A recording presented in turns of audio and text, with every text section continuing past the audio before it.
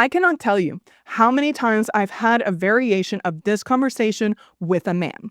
It usually goes something like this. Him. Yeah, I believe in God, but in a spiritual way, not a religious way. Me. I respect that, but I can't bring myself to use the word God because I think it places the masculinity of God the Father above femininity. Him. Oh, well, obviously God is genderless. The idea of God the Father is just a construct. Me. So why don't you say goddess? Why don't you say goddess instead? Or why wouldn't you default to a term that's actually gender neutral, like spirit or source? Is it perhaps because you're still unconsciously using a word that brings you, a man, the most power? And of course he'll say, I mean, that's just how I mean it, as genderless. It doesn't mean I think men are more divine than women. And to that I always say, that seems awfully convenient, but okay. Did you know that the God of the Old Testament, Yahweh, had a wife? According to ancient Israelite mythology, her name was Ashera, and at one point she was worshipped alongside Yahweh as a divine counterpart. Artifacts, inscriptions, and historical texts suggest that the early Israelites acknowledged both a masculine and feminine aspect of the divine. And yet, Ashera was erased. Purposefully, as monotheistic traditions solidified, the feminine was stripped away and the singular masculine god took center stage. The idea of a goddess was systematically removed from religious texts, practices, and doctrines. So I'm going to ask you this: where did the goddess go? And more importantly, why does it matter? Some people argue that referring to God in masculine terms is harmless. They claim it's just linguistic habit, a cultural convention with no real implications, but I don't buy it. Language shapes perception, and perception shapes reality. When the divine is consistently referred to as masculine, as he, him, as God the Father, whether consciously or not, it reinforces the idea that masculinity is superior, more powerful, more authoritative, more divine. And if someone intellectually believes that God is genderless, their language still upholds the hierarchy of patriarchy. And let's not pretend that hierarchy and patriarchy doesn't spill over into the rest of society. For centuries, masculinity has been elevated, idolized, and positioned as the default, whether in religion, politics, or philosophy. From the very first moments of Western civilization, we've been conditioned to see power, leadership, wisdom, and divinity as masculine traits. Meanwhile, femininity has either been reduced to a secondary role or dismissed altogether. And the consequences of this erasure are everywhere. Women have had to fight for centuries just to be acknowledged as spiritual leaders, priests, or theologians. Entire religious traditions have justified the oppression of women based on the belief that God created man in his image first. Femininity, when it does appear in spiritual discourse, is often framed in terms of submission, passivity, and receptivity, never authority, sovereignty, or power. And yet, every culture in history before monotheism took hold had a goddess.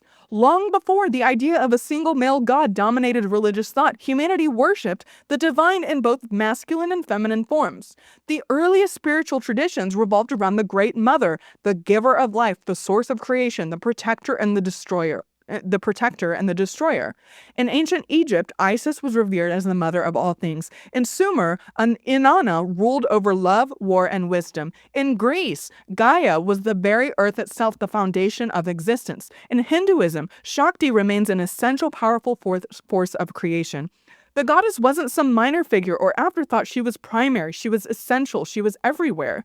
But as patriarchal systems took hold, the goddess was pushed aside, rewritten, and in many cases erased altogether. What remained was a masculine god ruling alone, a father without a mother, a king without a queen. I refuse to accept that the only way to describe the divine is through a masculine lens. I refuse to participate in a system that has erased half of divinity, half of humanity, and half of me. We all have masculine and feminine traits within us, but again, when you reinforce from birth that God is a he, him, that God is a father, and you have these little girls in Sunday school, it starts affecting their psychology from day one to see the masculine as more aligned with divine than them. There's no surprise that women being submissive to their husbands in the Christian church has been upheld for all of this time because, again, when you from birth are reinforcing this idea that Jesus was the 100% man and 100% divine, which is a concept that I was told all of the time, that reinforces the closer alignment of masculinity with divinity. And so I'm always asking, like, why wasn't Jesus a hermaphrodite? Why wasn't Jesus androgynous? And unless it's because God the Father and Jesus the Son, these two constructs have been upheld over time because it gives men more power in the church. Using the word God to describe all that is benevolent and good and divine without acknowledging its masculine connotations is an incomplete truth. It's an unbalanced equation. Why should I uphold a view that continues to prioritize masculinity over femininity? Masculinity is already worshipped in every aspect of society, in leadership and philosophy, in history and spirituality. It's given dominance in nearly every major religion. It's revered in politics. It's positioned as the default, and I will not add to that. If the divine is truly beyond gender, then why is God always assumed to be male?